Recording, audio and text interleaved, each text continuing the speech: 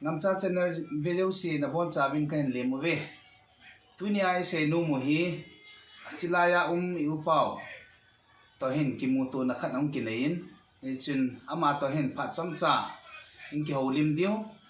e vai ki holim na dio hi ama bol the no ho ai lo wai la akum ai lo wai la iti kuma musician hun ki panham ti ho jau si hi ama to hin ki holim na niaw cha nei dio ji win Viverson lung lut ta nivet pi bin nang chile inengai pi bin ti hi ama se pe na ka hung taw na he tun yu pau to ki holim na chom cha in nei hute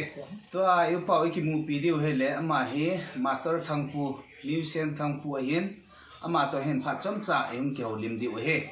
e chun lung lut ta en chi ki holim na hi invet pi bin ngai pi bin tia hung taw he ama se pe nin he salam bol te thiên gia lai ki mu tu thei jin na pa me he ona chi music na na pat na hi iti kuma na pat na chule tu chana hi be na idol le la hi iza na iza na hung jaw ta am ti hi chap cha nin se pi tre bo ke cho 87 na ka jilian na tu chang ngai ai ngai ti kumai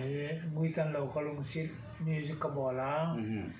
abana hi nai ti wana asom leng to keno athipa asom leng ama khangin ka tho la sapa ti tai ama walam ka asom leng ben ka phut do win cassette ka siam do win na ti bana abana na mi ka bol choi le pakai ka in khoi ka bolin na Doon kapong kabolin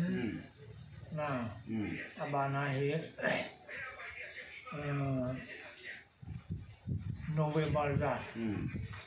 duty post ale music tam takay bol kami na akese minang hello tam na ki pa me ai le hichinan bol la ho hi tua he na ge ji tin le nalung hal ji am kalung hel na mai ki pa men nalung hal ta mantin tu hin ama hi upau hi ahan lang hitan kum som gup lang hung chiai tan ai wanga tu chan gi ya hi a guitar tham dan hi a ki hit na am nai puin ki pa pi am the la jin ai pi hi jong le tu nia e ki ho lim nau chu hi chen chung chai ho tin ai na la sa hi mi pi vet thei ding in a thit na pin chom khat be hi jong le mi pi mu thei ding in yung ki chi pi min ti chu a chai na kan ti min te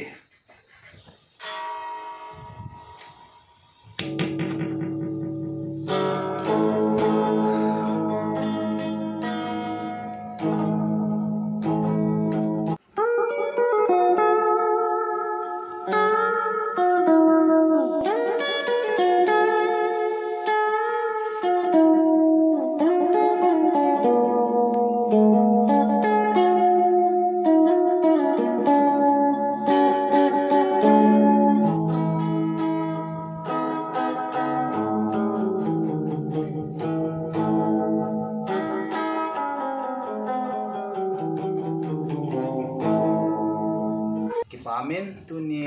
yêu pau master thang photo ike holim ta vin jong le akitar tham dan jong ive ta vin ji hi dunia dinga hichen hin chai hotin anave ho jo si lu si ta in like subscribe share ni bol pi vin dia we were so koma kam ka he chan chu tan te ki ba